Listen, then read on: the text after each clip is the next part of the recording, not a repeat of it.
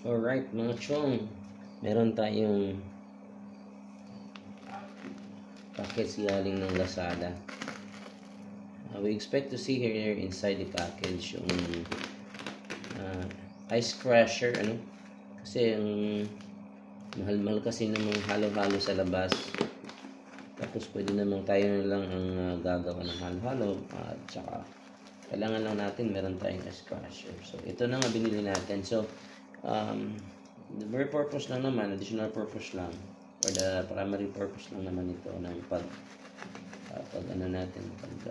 yung video is that kailangan din kasi baka mamaya kung anong laman ito makapag-claim tayo ng return and refund afterwards, pagka medyo may mali doon sa packaging. Ayan, binuksan na natin yung yung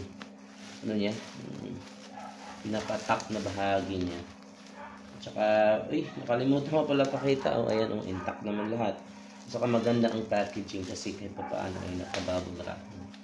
Merong kahit pa paano protection na hindi basta-basta na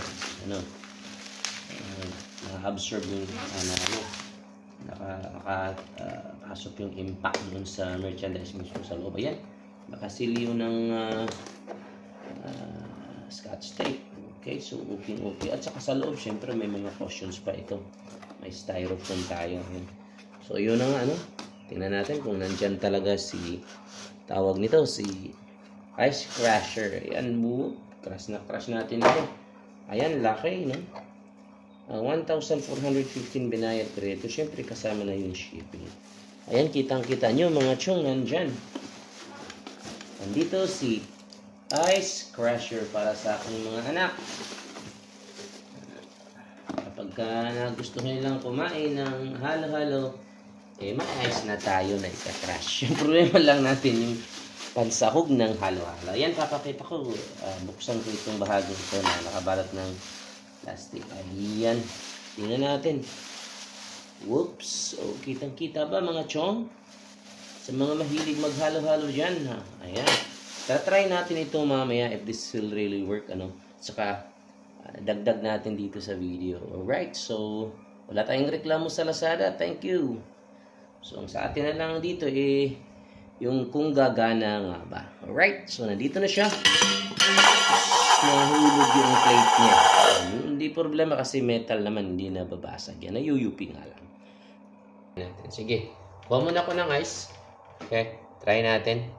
Ang gagawin naman natin ngayon ay try natin sa kuryente kasi this is electricity operated. Nakita nyo may cable siya. Problem niya is hindi nga lang masyadong mahaba yung cable, pero di ba nila abot naman dito sa natin.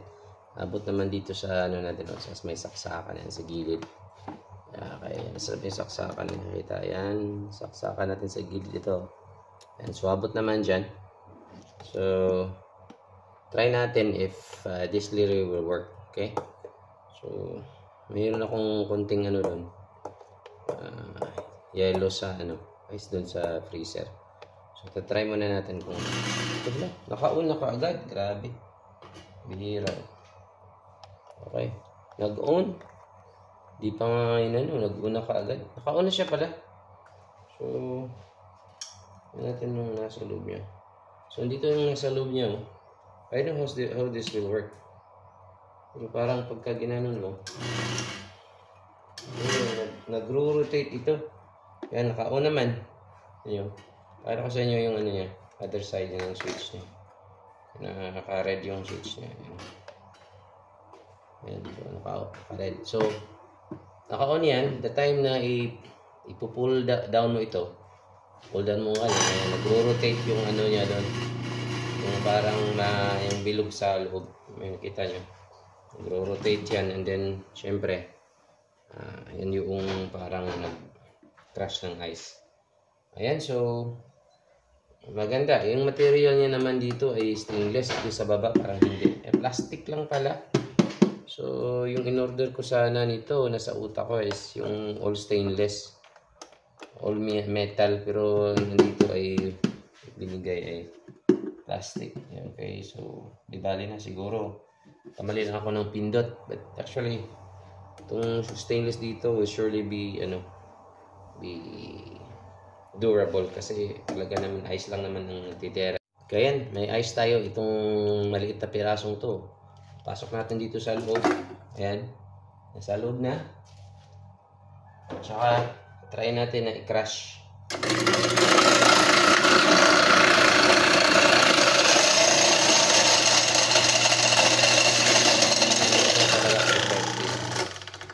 Ayan. Automatic siyang nag-off kapag pinull up mo itong lever na to, no? Ayan, suppose ito yung resulta niya. Ayan. So, medyo maganda-ganda. Maganda-ganda naman, but hindi siya masyadong pino. Medyo malaki-laki yung konti ang kanyang ano. Parang malalapad yung mga particles ng ice na nakaka-crush. So, ayan. So, pwede mo sigurong ulitin siya. Ganun. Siguro hindi na po pwede, ano? I don't know kung pwede pa pang ulitin, ganun. Try na lang natin kung pwede. Pero parang hindi kasi ano eh, yung ano lang naman niya eh, parang katulad lang siya ng kuskus ng ice talaga yung principle niya. Parang hindi siya po pwede talaga kapag kayong ano, so hindi siya po pwedeng ulitin so yung bilog lang talaga pwede. Ayan, hindi siya pwedeng ulitin, hindi pwedeng babalik mo yung ano, yung nakuha na, hindi na siya po pwede kasi nagiging ano siya, nagiging tubig siya. Pwede lang talaga